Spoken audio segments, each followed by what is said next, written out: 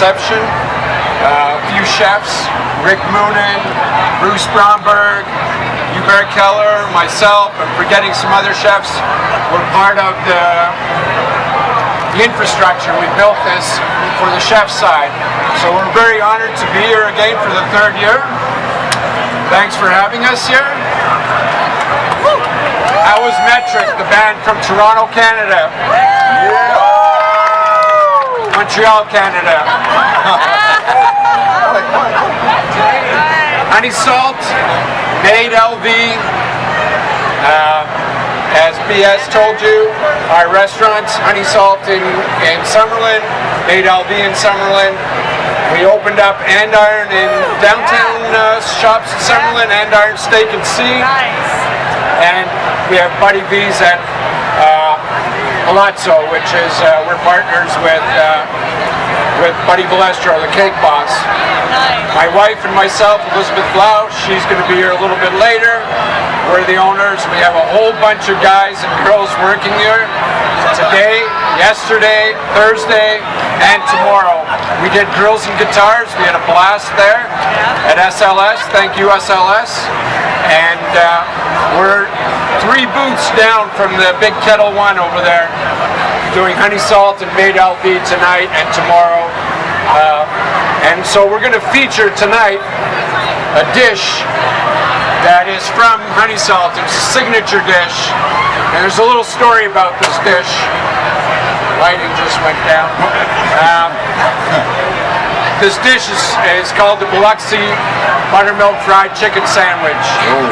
And I worked in Biloxi for a little while for Steve Wynn when he built Beau Rivage out there.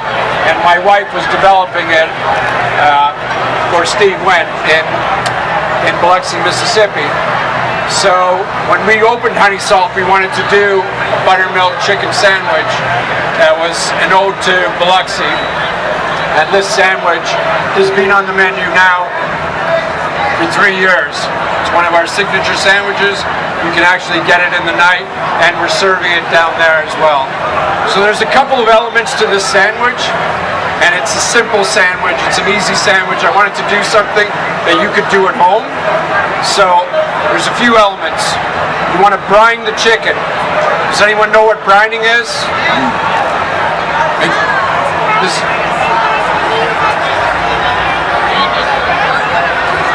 It's like grating cheese.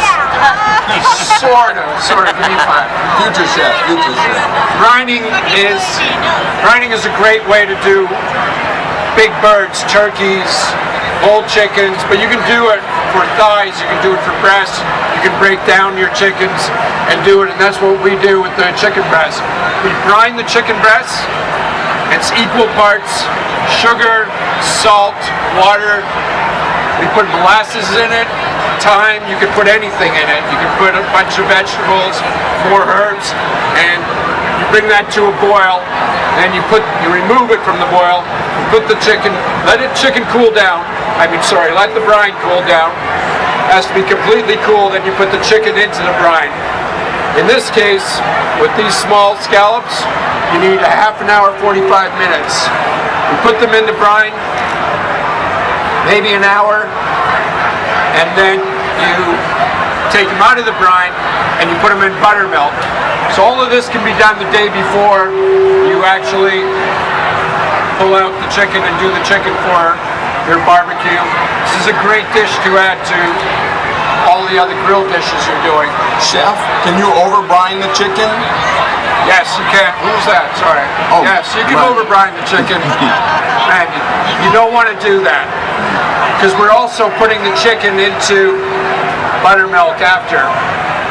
So what we do is we brine the chicken and we put it into buttermilk, let it sit for a couple of hours. If it's a big chicken, you let it sit for a whole day, and then we put it into this flour mixture, which is a mixture of smoked paprika, a little cayenne, onion salt, garlic salt. You can put anything in there that you wanted to with all-purpose flour, and mix that, and then the chicken goes from the buttermilk into the flour. The other elements in this dish is a turkey's dressing. The turkey's dressing is the finishing touch for this. It's the topping. It's old-fashioned yellow mustard, you know, like the yellow mustard you see in diners. We use grainy mustard. We have eggs in there, and we cook that up like you would do a hollandaise. And cook that up and then chill that down, and that will be your topping on your sandwich. We also put coleslaw into that. It's a coleslaw with malt vinegar, mayonnaise, grainy mustard, and we serve it with Old Bay chips and butter pickles. So there's a couple of elements working here, but it's really a simple dish, and you can do it the day before. So what we're doing now is frying the chicken. And you can fry it. If you don't have a fryer at home, guys, you can do this on a pan. You can shallow fry it. You can do it in. You could, you know, any pan would work. We happen to have a fryer here, so we're using the fryer. I'm going to ask our friends at Hearthstone and Salute to grill off, to toast our buns here, because we don't have a grill. Hearthstone over there. Thank you, Mo. Now, Chef, if you were to pan fry it on the stove top, what temperature are you looking for to get your oil? Good question. So I'm doing this at 350. So you would do a shallow fry. Best thing to do is a cast iron pan, but any saute pan will work. And I would do it at anywhere from 325 to 350. And I have another question. What kind of oil would you use if you're doing it in a pan? I would use vegetable oil. Vegetable oil or soy oil. I never use peanut oil. My son's allergic to peanuts. No restaurants use that anymore. So we've got the chicken fried here. Nice and golden, you can see. We're gonna... Chef, I just got another question. Tell me. They can smell it, so they said, will they be able to sample? They'll be sampling everyone. There's about 300 portions of chicken that are going to go around. Okay? All right. With a little bit of the chips. So excellent. So once you bring the chicken out of the fryer, it's important to season it right away. And the salt and pepper will absorb right in there, but it's already a good seasoning on this chicken. We're waiting for our buns. We're gonna toasted buns. Toasted buns.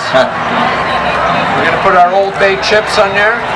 These chips also can be done the day before. The fryer's a great thing to do the chips in. You could serve French fries. Here they come. So who's passing these out? Are we passing them out? Now, while the samples are coming out, Chef, can you tell us about your guest chef series?